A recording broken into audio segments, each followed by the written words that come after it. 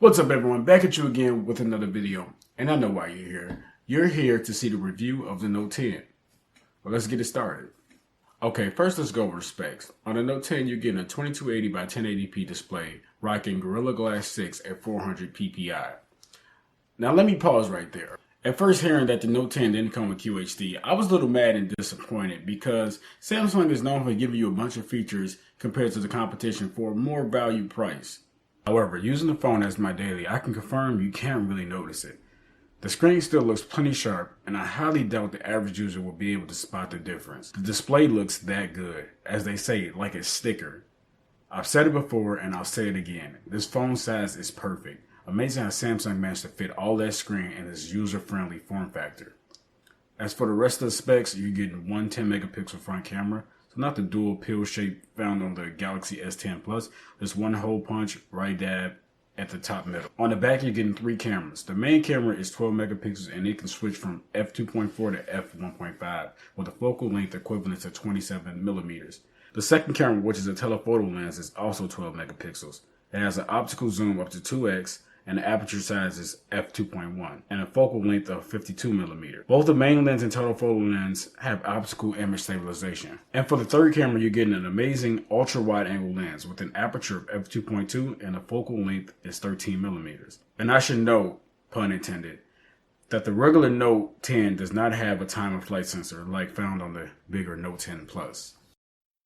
Diving into the inside of the phone, you're getting 256 gigabytes of storage and 8 gigabytes of RAM. However, this model does not support micro SD card support. That's only on the bigger Note 10 Plus. Of course, the Note 10 comes with wireless charging, IP68 dust and water resistance, and it has a 3500 milliamp hour battery, which to me is a bit disappointing. I feel like Samsung could have done at least a 3800 milliamp hour, or even better, a 4000 milliamp hour battery. But we all know Samsung is trying to play it safe. The Note 10 also has a built-in fingerprint reader, and for the most part it's been cooperative, but it can still use a little bit more work on being responsive. Other than that, I'm happy with it. As you know, Samsung got rid of the headphone jack this year, starting with the Note 10, which for me isn't a major deal since I mainly use wireless earbuds, but Samsung could have at least included a headphone jack dongle in a box. Now what's powering this bad boy is Snapdragon 855, which leads me to performance. The performance on the Note 10 has been great. Snapdragon 855 is far from slow. Launching apps and games are quick and efficient. So for the time I've been using the phone, I haven't ran into any issues or out of nowhere rebooting. So I've yet to experience any lag, which I'm pretty confident that will barely happen, or if it does at all.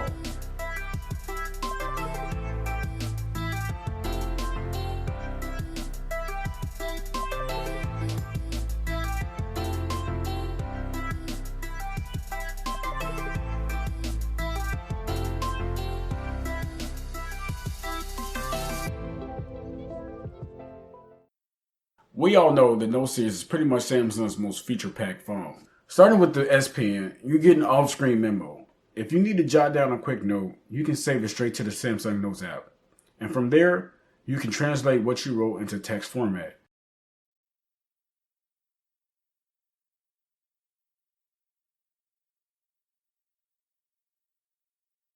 There's also air gestures with the S Pen, where you take your S Pen and move it in different motions, as if you were using your fingers to swipe. One click snaps a photo, 2 clicks switches between the front and rear cameras, or you can use the S Pen and swipe up and down while holding the button. Swiping left and right switches between the different modes in the camera app. There's also Air Doodle, which allows you to draw on someone's face or even yourself, which is pretty cool. It's like 3D tracking. You can also pan your camera around the environment you're in to draw as well. In the camera department, Samsung gives the user different live focus options, like a glitch-like effect, a color point effect that keeps you in color but makes the background black and white, a big circle effect that gives you an insane amount of blur, and lastly, just a regular blur effect. There's the Instagram mode that was introduced on the Galaxy S10 that allows you to post straight to Instagram, which personally I haven't used because typically I snap a photo in the camera app and then upload it.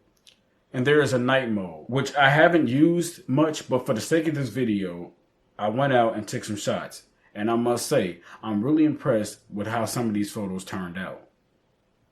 What's new in the Note series that was introduced on the Galaxy S10 is wireless power share. I personally have not needed to use this feature, but it's good to have just in case your wireless earbuds case needs a charge or even helping out a friend who needs a little phone charge. Speakers are loud and crisp, and when turning on Dolby Atmos, it gives the audio a little bit more of a volume boost.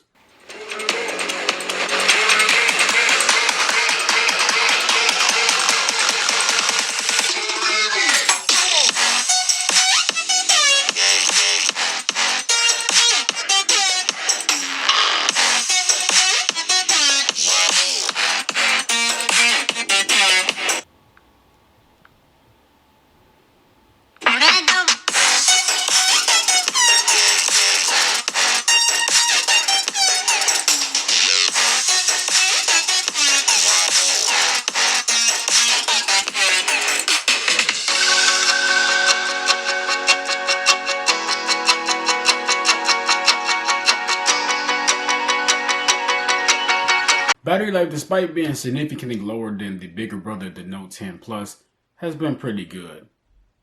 I've averaged about 4 to 6 hours screen on time. It's pretty early to tell 100%, but it hasn't been bad. That being said, it could be better. Who doesn't want more battery life? Although, fast charging does make up for it. One day I've gotten 0 to 18% in only 5 minutes. As far as photos, I've been taking some pretty good shots with this phone. Colors aren't so saturated like they used to be. Dynamic range is good. Pretty much my only gripe is Samsung tends to lean towards making the image more bright to the point where it can start overexposing. And the skin softening, even with beauty mode turned off, still shows a bit. But other than that, the camera is really good. What I really like though is the wide angle lens. I've taken some amazing shots with this lens. Video was good as well. I'll leave a link down below of the camera test I did of the Note 10, iPhone XS Max, and Pixel 3 XL. I'm really happy with the Note 10. Now, do I feel like it's worth a $949 price tag? Well, let's be real. That's expensive, but I do feel like it's worth it. If you're a Note 9 owner or any 2018 flagship owner, I check out Samsung's website and see how much credit you can get for a trade-in towards the Note 10 or Note 10 Plus. Samsung at one point was offering up to $650 credit. But that being said, I definitely feel like the Note 10 is worth it and will last you a few years. Let me know what you all think. Like, comment, subscribe. As always, salute to the flag. It's for the love of tech. And I'm going to catch you all on the next one. Peace.